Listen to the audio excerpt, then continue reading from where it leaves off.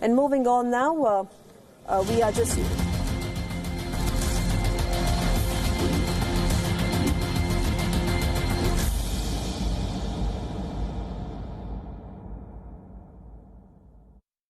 And well, we're just days away from the budget 2020, where the Modi government will present its fiscal roadmap. In a way, it is one of the most anticipated budget because of the global economic slowdown. The expectations are high, but the choices are limited. Either spend more and expand the fiscal deficit, or cut down on expenditure and hence the growth.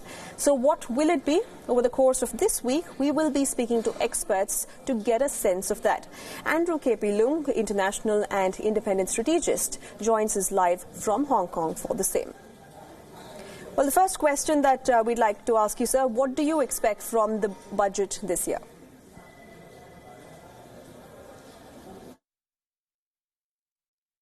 Of course, with the slacking economy and the kind of declining popularity, especially amongst the Muslim population, I think I expect that this budget would be a further dose of largesse, particularly in the light of tax cuts, as well as help for medium-sized enterprises and helping the rural constituency. But I don't think there's likely to be any systemic kind of transformation, because for one thing, that any systemic reform is beyond the remit of the finance minister.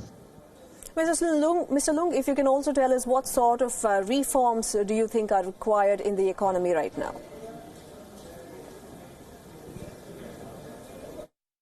I think that as the Indian economy, it used to be the fastest growth economy in the world, even ahead of China before, but now it's now sputtering. And this suggests that there are a number of very deep-seated problems. So transformation reform is required. But as I said, it's probably beyond the remit of the finance minister.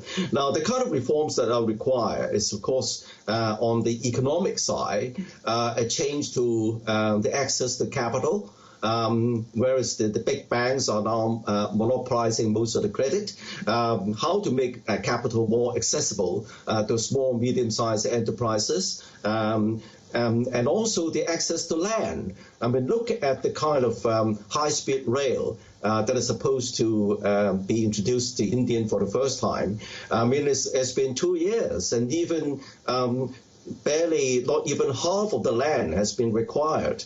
2 years passed and nothing has happened.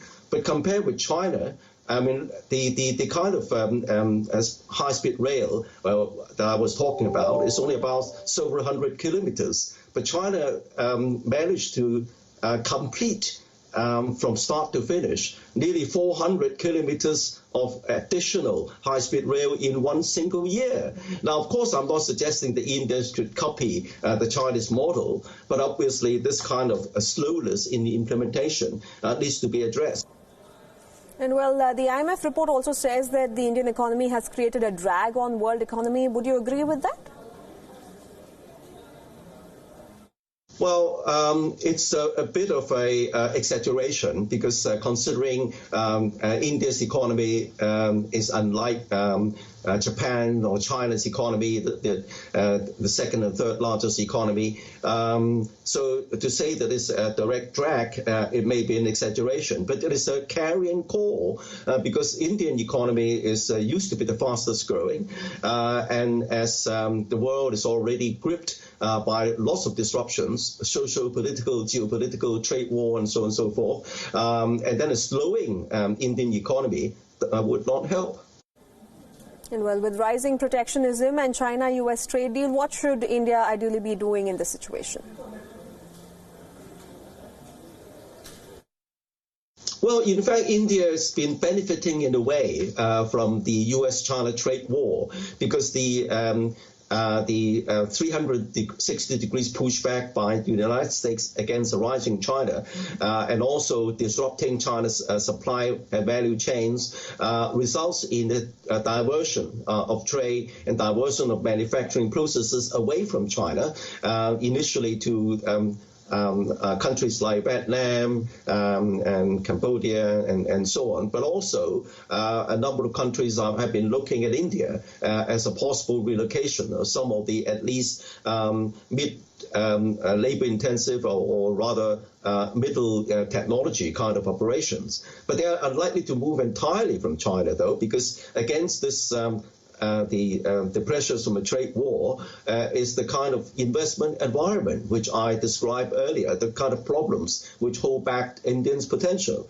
So I think that there is a potential for India to capitalize on the trade war between China and between the United States and China. But I think that India has got to put its house in order first.